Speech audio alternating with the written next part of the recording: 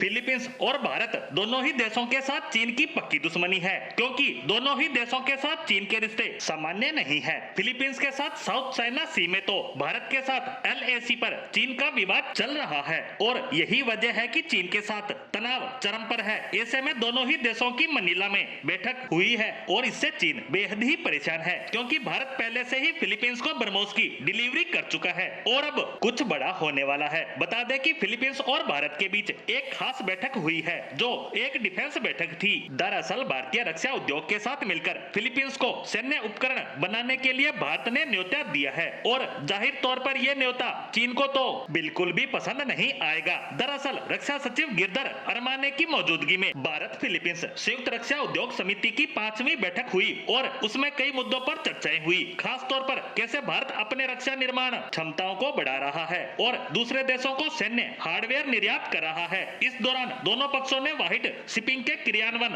और मनीला स्थित भारतीय दूतावास में रक्षा शाखा खोलने के फैसले को सराहा है। अब यह समझने का प्रयास करते हैं कि ये व्हाइट शिपिंग क्या है। दरअसल इसके अंतर्गत दोनों ही देशों के बीच समुद्री सुरक्षा के लिए सूचना आदान प्रदान करेंगे। यह सूचना समुद्री यातायात की निगरानी और सुरक्षा में मदद करती है। इस पहल का मुख्य मकसद भारत और फिलीपींस के बीच रक्षा और रणनीतिक साझेदारी को बढ़ाना है। दरअसल यह साझेदारी तब और ज्यादा महत्वपूर्ण हो जाती है जब दक्षिणी चीन सागर में चीन की आक्रामक गतिविधियां लगातार जारी है। इस तनाव के वीडियो भी समय समय पर मीडिया में आते रहते हैं। चीनी कोस्ट गार्ड्स फिलीपींस के कोस्ट गार्ड्स पर हमला करते रहते हैं, उनके जहाजों को डुबाने की कोशिश करते हैं और कई बार उन पर वाटर कैनन तक चलाया जाता है। ऐसे में जब फिलीपींस के पास दुनिया के बेहतरीन हथियार होंगे तो चीन अपनी हद में रहेगा और यही चीन के लिए टेंशन बढ़ा रहा है। हालांकि भारत की तरफ से न्योता दे दिया गया है और फिलीपींस ने भी इसमें दिलचस्पी दिखाई है, क्योंकि ब्रह्मोस के बाद ऐसे कई रक्षा उत्पाद हैं जिनमें फिलीपींस दिलचस्पी दिखा चुका है और इसी वजह से चीन परेशान हो रहा है। फिलीपींस ने दीर्घकालिक पूंजी भागीदारी के लिए निवेश की पेशकश की है, जिसमें आपूर्ति श्रृंखलाओं की आपूर्ति सुनिश्चित की जा सके। फिलीपींस ने भारत के